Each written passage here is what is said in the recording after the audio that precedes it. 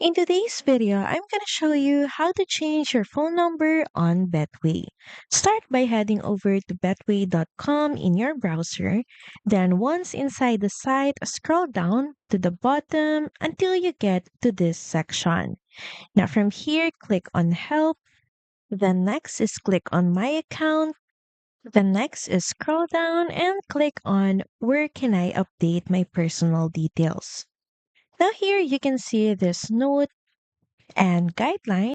So basically, if you want to change any of your personal details, and that includes your phone number, so first you have to send a bank statement or utility bill no older than 3 months by email in this email address. Then also remember to include your username when you contact so they will know exactly who they're talking to. And from that, all you have to do now is wait for their response in guiding you to change your phone number. So that's pretty much it. Thank you very much for watching this video, and I'll see you again on the next one. Bye!